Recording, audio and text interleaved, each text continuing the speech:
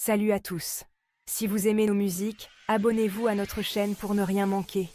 N'oubliez pas de liker et de partager avec vos amis.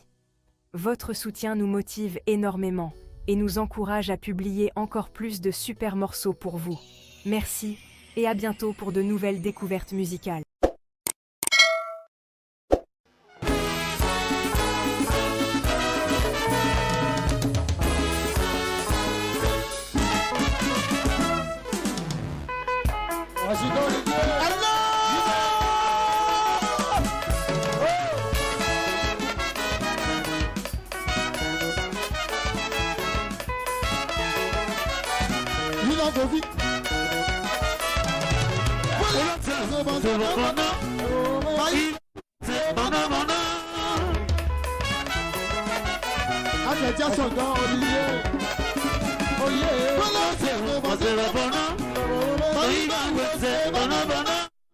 C'est ça.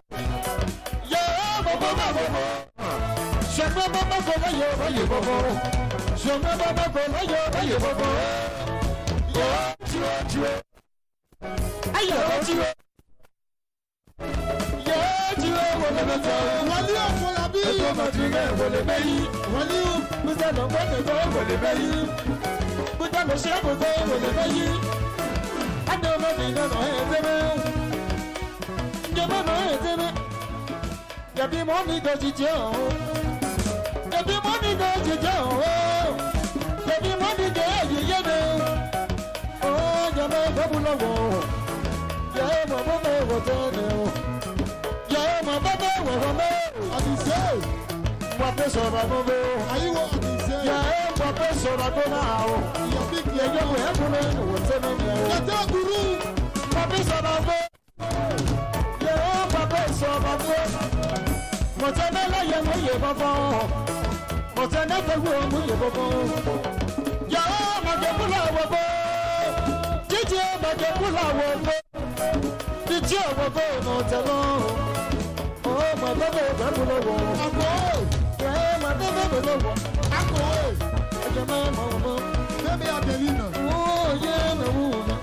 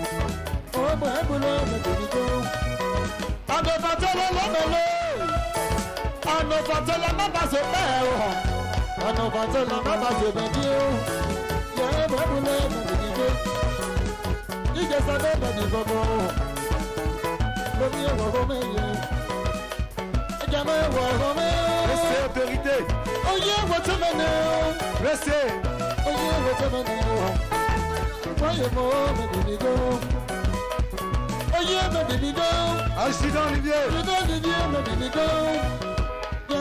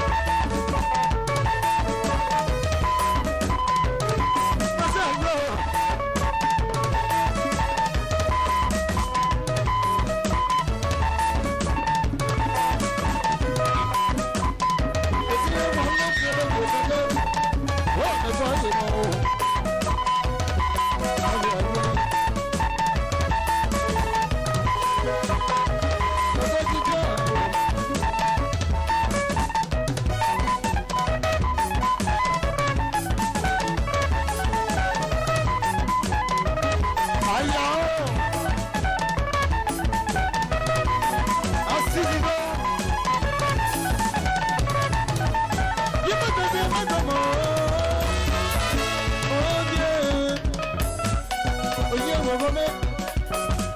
À ça, t'as fait un joli garçon. Oh, mon Dieu, de me prendre mon. Du bonheur de me prendre mon. Dîner de moi à nous. La baguette de déjà me l'eau à nous. On est dit dans le mélo à nous. Y'a beau, on a l'eau. Et bien, me l'a volé. J'ai dit, me l'a volé. On est dit, bon, on a l'eau. Ajamai wa home Jackson. e bande mo wotemene Ate. oyi wotemene dine wotemene etime wotemene webulo oyi wotemene direto anyero o webulo wotemene direto anyero Anyero no bagome, oh anyero no bagome, oh no, anyero tene, direto anyero, oye mola yevenu, wono, oye no melo, oh oye no melo, oye wotene, oye mama bagome, jolie, yama wotene. Madina was a man, Bibi, she don't know. Madina, no woman. And I was in Jamaica below. Oh, the name of Jamaica. Oh, the man was a man. Who got a man? I'm a lover, give a love. The young man is a girl. Many never give your love, make a papa, baby. Never see bubble. Why, you?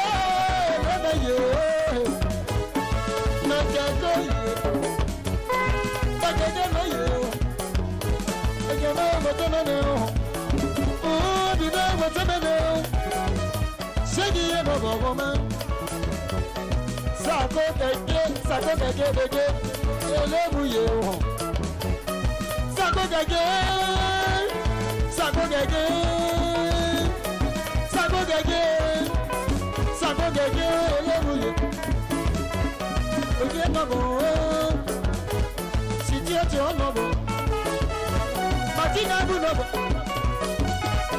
si tu es un mabo, on a got to get to a mabo. C'est quoi ton mabo? Si tu es le chambre, tu vous dis pas mes agaillés.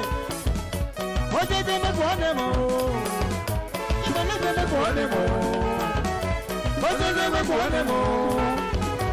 Ajama me kuone mo, oye me kuone mo, ajeto me gusto me kuone mo, tatino me kuone mo, oye me kuone mo, oye me kuone mo, oye me kuone mo, oye me kuone mo.